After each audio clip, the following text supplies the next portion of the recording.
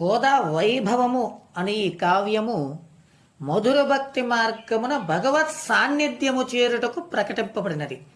ధనుర్మాసమున ఈ మొత్తము కావ్యము ఒక వ్రతముగా ఆచరించు సంప్రదాయము ఏర్పరచబడినది. ధనుర్మాసమనగా మార్గశీర్ష మాసము.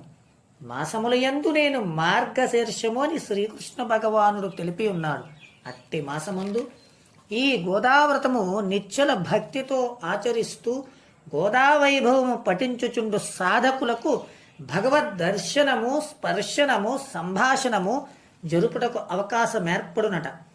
ఈ సంప్రదాయమును కులపతి ఎక్కిరాల కృష్ణమాచార్యులు వారు అనేక మంది సాధక జనులలో పునరుజ్జీవింపచేసిరట. వారు రచించిన ఈ కావ్యము ఎందరో జ్ఞాత అజ్ఞాత సాధకులకు మేల్కొల్పినది. ఈ కావ్యముతో పాటు వారు గోదా పూజా విధానము కూడా వసంగినారు. తెల్లవారుజామున 4 గంటలకు తులసికోట వద్ద ఈ పూజలు ఉనర్చి మాసమంతయు మిత సమాహారము భుజిస్తూ రాత్రి సమయమున దినమునకు ఒక ఘట్టముగా కావ్యమందలి 30 ఘట్టములను పఠించుట ఈ వ్రత విధానము. ప్రాతః సమయమునకు 2 గంటల ముందు కాలము బ్రాహ్మీ ముహూర్తముగా పెద్దలు నిర్దేశించినారు. ఆధ్యాత్మిక అనుభూతికి ఆ సమయము అత్యంత అనుకూలమైనది. మొత్తము సంవత్సరమునకు మార్గశీర్ష మాసము బ్రాహ్మీ ముహూర్తము వంటిది.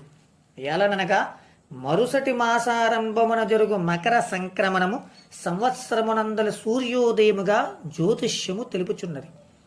మార్గశీర్ష మాసము తత్ సూర్యోదయమునకు ముందు కాలముగా వెలుగు ఆవిర్భవించుటకు జరుగు తెర తొలగింపుగా వివరించబడినది. అందుకై ఈ వ్రతమును తెల్లవారుజామున 4 గంటల కనుక సూర్యోదయమునకు 2 గంటల ముందు ప్రారంభించుటకు నిర్దేశించబడినది. ఈ సమయమున సాధకునికి దేవత యొక్క సహకారం లభించి అంతరంగమున నిద్రిస్తున్నటువంటి జీవ చైతన్యము మేల్కొల్పబడదు.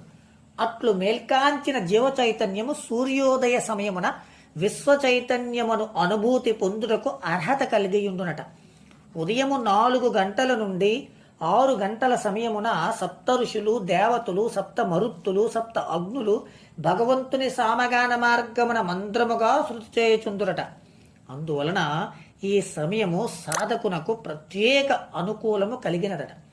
ఈ మాసమున శుక్లపక్షమున వచ్చు ఏకాదశి తిథి సంవత్సరములో అతి పవిత్రమైన దినముగా ఋషులు గ్రహించి బోధించిరి.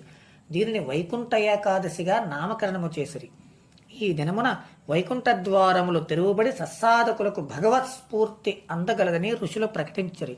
ఈ దినమంతయు సమాధి స్థితి యందుండు సిద్ధులు భూమిపై